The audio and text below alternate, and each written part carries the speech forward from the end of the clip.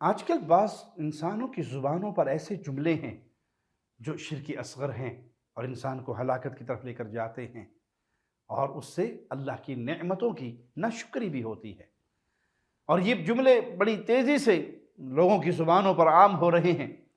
کوئی شخص کسی مصیبت سے بچ جائے تو وہ اس بچنے کی نسبت اللہ کی طرف کرنے کی بجائے وہ دنیاوی اسباب کی طرف کرتا ہے۔ میرے پاس اگر موبائل نہ ہوتا میں تو ہلاک ہو جاتا، اگر مجھے یہ مصیبت کی خبر پہلے نہ مل جاتی میں تو اس مصیبت میں گرفتار ہو جاتا۔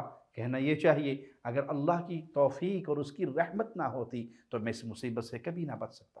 آپ دیکھیں گے کبھی ایکسیڈنٹ ہو جائے تو زبان سے کہتے ہیں گاڑی بڑی مضبوط تھی، فورڈ کمپنی کی فلاں گاڑی تھی، اگر یہ گاڑی نہ ہوتی تو کچومر نکل جاتا۔ اس گاڑی کی قوت اتنی ہے، مضبوط اتنی ہے کہ ہم حادثے سے باوجود ایکسیڈنٹ ہونے کے ہمیں تکلیفیں نہیں آئیں، چوٹیں نہیں آئیں۔ حالانکہ کہنا کیا چاہیے، اللہ کی رحمت تھی، اللہ کا فضل تھا جس نے ہمیں اس ایکسیڈنٹ کے باوجود زیادہ بڑی چوٹوں سے محفوظ رکھا۔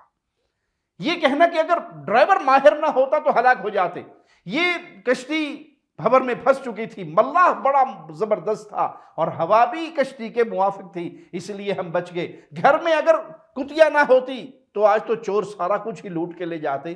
تو پیارے بھائی، یہ وہ چیزیں ہیں جو شرک اصغر ہے اور انسان کو ہلاکت اور بربادی کی طرف لے کر جاتے ہیں۔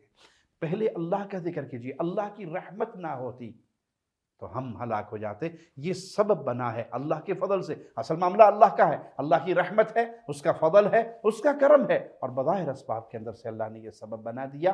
اللہ کی رحمت نعمت کا ذکر کرنے کے بعد پھر کہہ کر اس سبب کا ذکر کیا جا سکتا ہے۔ اللہ سے دعا ہے اللہ ہمیں شرک اکبر اور شرک اصغر دونوں سے محفوظ فرمائے۔